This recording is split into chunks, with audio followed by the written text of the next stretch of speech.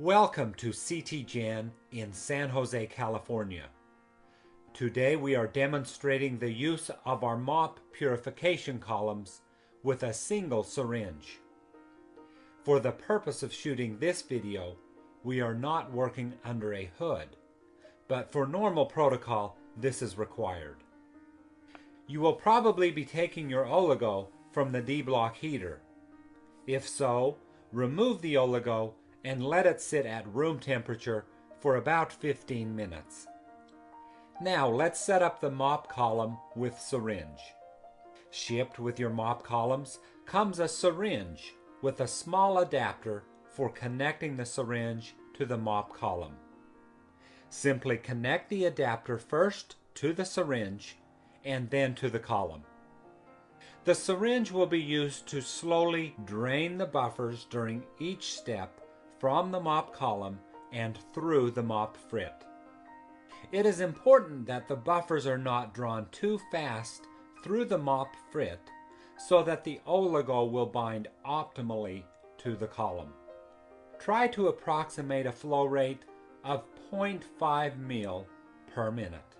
The MOP purification is a series of pipetting steps, adding first priming buffers to the MOP column, second, adding MOP buffer to the oligo itself and mixing it. Third, adding the oligo to the column. Fourth, washing the column. Fifth, detritylation. Sixth, a second washing of the column. And finally, the elution of the oligo from the column. So now, let's go through each step one by one. Step 1. Priming the column. Send along with your MOP columns is a protocol for purification. Listed in this protocol is the amount of buffer to be pipetted with each step. Using this protocol, pipette the priming buffer 1 into the column. Now slowly draw the liquid down through the MOP frit and into the syringe. This should take about 20 to 30 seconds.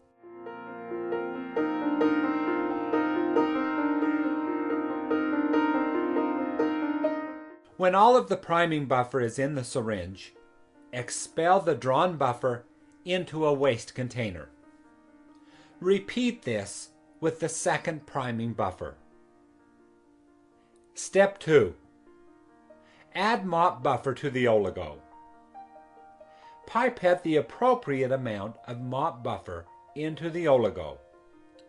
Then tap the vial gently to mix the oligo with the buffer. Step 3.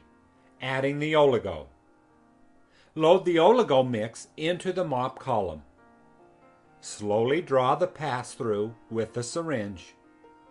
This time save the pass-through and keep it in a marked tube as a safety measure.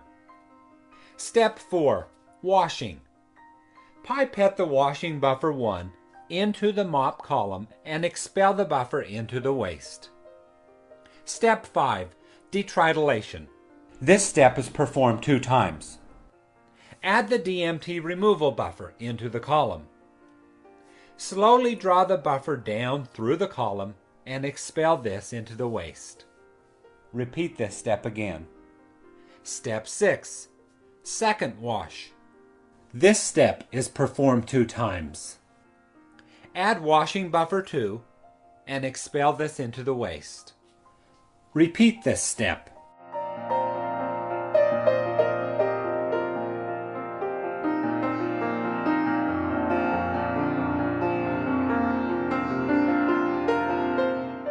Final step. Elution of oligo. Pipette the elution buffer into the MOP column. Slowly draw a small amount of the buffer, which now contains the oligo, into the MOP frit and pause. Wait 15 seconds. Then continue to slowly draw the buffer down through the frit and deposit this into your prepared vial.